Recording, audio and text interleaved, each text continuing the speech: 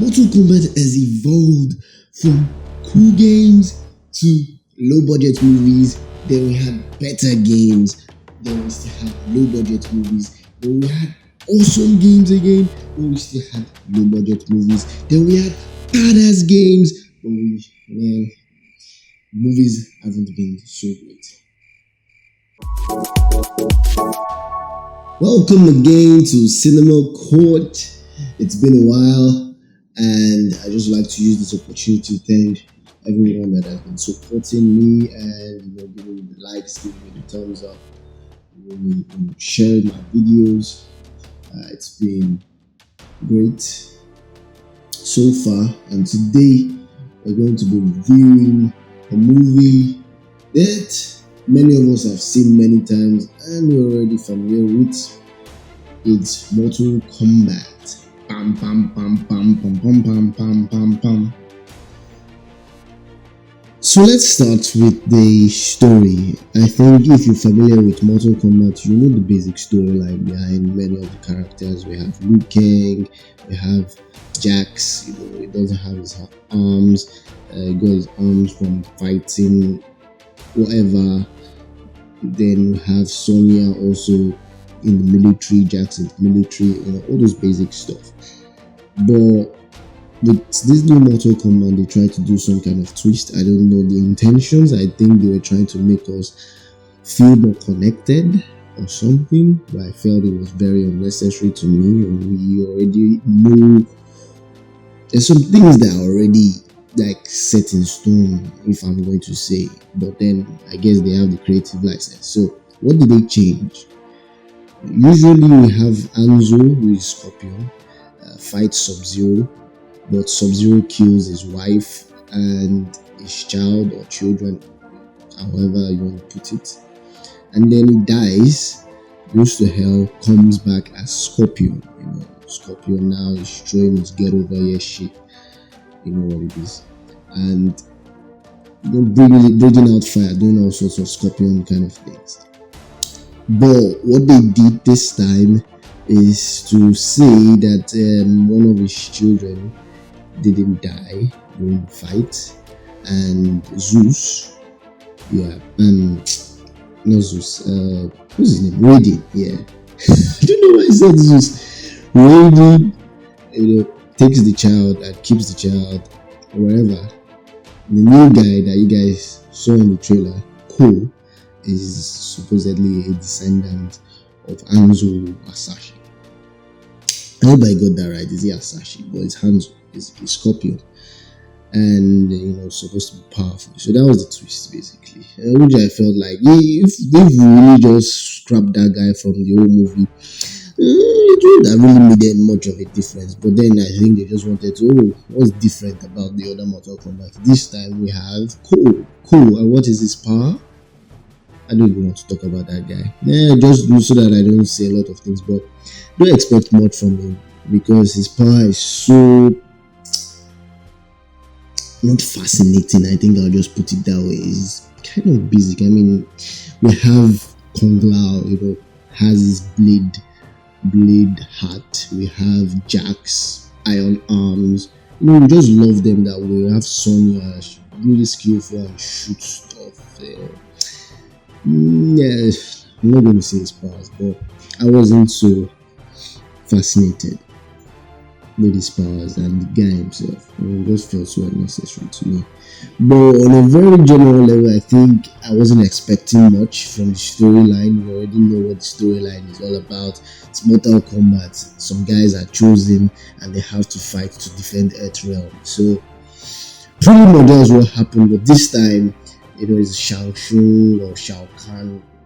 Their names sound alike. I don't know. One of them, the guy that says my soul, your soul is mine. Sucks to the soul. That guy. You should get it. What does he do? He tries to kill all of them before the tournament. So that's pretty much what happens in the movie. So he tries to kill all of them before the tournament starts. And we know that Zeus, Raiden tries to cannot intervene because he's a god. Puny god. But you can't intervene in things like this. So Shang-Chi is trying to kill all of them, but it's like, oh, I can't intervene. The gods are not allowed. I wish we were going to intervene. We already intervened since now. I don't know what we are deceiving.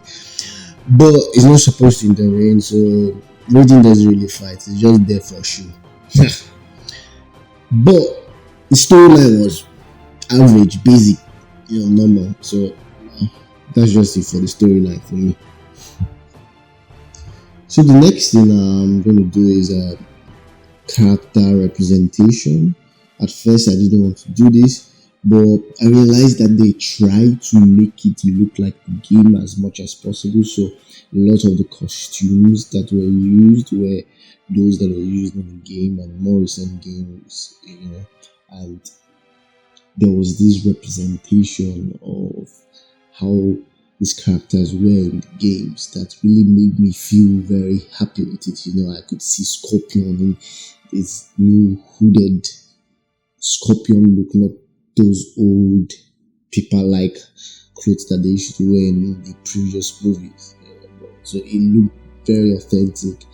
We had Sub-Zero, very nice. I like the representation. But I would really like to say, point out that the new Raiden or Zeus, whatever you want to call him, I'm not being racist, the word racist, I'm not sure. But over the years, we know how Raiden looks like, and this Raiden doesn't look like Raiden that we know. Yeah, I didn't flow with the Raiden. It looked like a Shifu. Yeah, like if we were looking for a Kung Fu master, yeah, this guy will fit it. If we were looking for, I don't know, it just didn't flow. And then all the Raidens I've known are just different. I think you guys know what I'm trying to say. Like, come on, look at it, man. This guy doesn't look anything like a Raiden. Who casted this guy? But anywho, I just didn't feel it. I didn't feel the Raiden guy. I mean, the powers, he acted well. He acted like a Raiden, I guess. But it was just odd for me looking at him that way. So, Raiden was off for me. But I loved this guy, Kano. I don't know. Kano. Anyone you want to choose, but I loved him. His character was perfect. He looked like Kano. He acted like Kano, arrogant, very careless,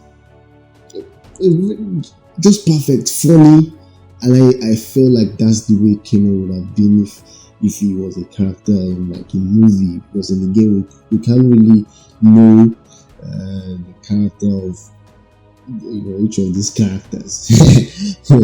Get it? So, but he did his role very well. I think he was the best for me out of everyone there. Kano really did his part well. And who else? Liu Kang, man. And Liu Kang, I don't know what's their issue with Liu Kang. They don't choose someone that is buff, and they don't really like choosing people that are buff like that. Someone that looks like he's eating well. Sorry to say, guy. The Liu Kang there looks like someone that they could blow, and like Bruce will just blow and he will just fall down. Come on. Liu Kang is supposed to be like some kind of Tai Chi master, he's supposed to be buff, strong. This guy looked like a kid, man. He looked like that. I don't know F, and that's the end. Come on. It looks so weird. Hello, they got the other characters. Seriously, yeah. So the last thing I want to talk about is visual effects, or pretty much effects and CGI. Those effects, like how did I feel about the movie? And I think those effects are really, really help set the tone for the way the movie will be. So we have the sound effects, we have the visual effects. Those things really really add to a movie.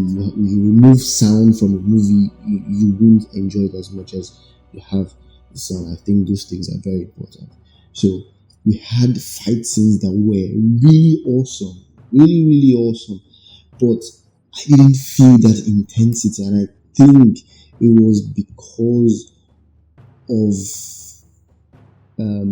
is it bad usage of sound effects or the scores? There wasn't that intensity. I don't know. I didn't feel that intensity. I recently watched the Mortal Kombat Legacy. It's an old Mortal Kombat movie, and I watched the Scorpion versus Sub Zero fight, and sincerely, I felt more attached to that fight than the Scorpion versus Sub Zero fight at the beginning of the movie. So we have the Scorpion versus Sub Zero fight at the beginning of the movie where Sub Zero kills his family. So but that fight was awesome, fighting style, but that intensity was lacking. There's something wrong. I don't know. Correct me if I'm wrong. You can tell me what you think in the comments below. But there was just something missing. Something missing about the movie. I watched this movie and in cinema, yeah, and it ended. Usually you watch things like Black Panther. I mean, I don't know if I'm stretching it too much, but you watch movies and at the end of the movie you hear people like shout and like woo, and they're like happy. It ended and everybody was just like boom. That was just it. Everybody just so it ended. I was just like So this is something that I want to incorporate into my reviews. So it's called like my recommendation, something that I think they would have done to make the movie better. My personal opinion on how I feel the movie would have been better. So one thing I think they could have done to make it better was to isolate a character, and not isolate. I know they've done something like that with Liu Kang in one of the Mortal Kombat movies, where they isolate a character and come from the perspective of that character. Yes, but I think when you come from the perspective of a character that we do not really know much about. So, for example, you come from the perspective of Sonya or Jax, so we have a deeper connection to the character than just them waking up one day and deciding to fight. So what's driving them? These guys are choosing to defend Earthrealm. Why would I just live all my life, trying to get something and just decide to fight for Earthrealm? Like, come on. You get, so what's motivating these characters? We do not know. And I think because we do not know, we do not really connect with these characters, therefore Mortal Kombat movies would always seem very mediocre because there isn't much of character development for each of these characters, so we do not really know what makes them tick. And I believe if we can understand what makes each character tick, we would have that connection and we would feel it better.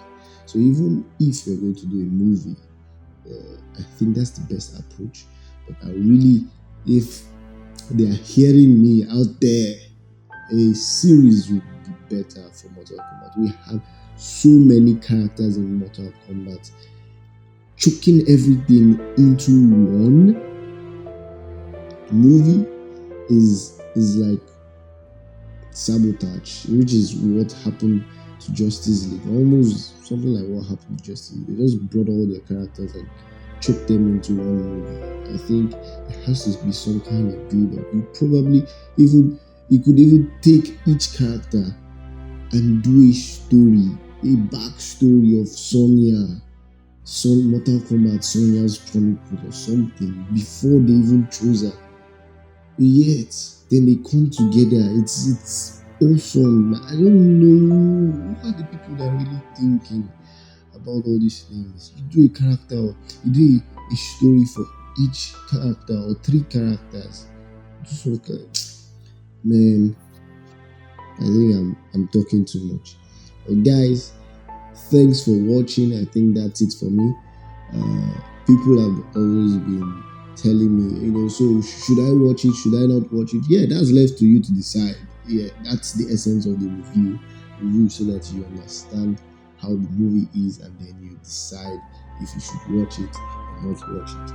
And then I'm also going to rate this movie a 5.5 over 10, and the 0.5 is because it's a lot better than many of the other Mortal Kombat that I've seen. The representation of the characters were almost perfect, but storyline wise, I prioritize a story for a movie more than any other thing. So if I don't like the story, if I'm not in tune with the story, I probably would not rate the movie high. So a 5.5, because I think it's a bit above average in comparison to many of the other Mortal Kombat movies. So thanks for watching. Once again, leave a like, comment, share, and subscribe. Thanks. Huh.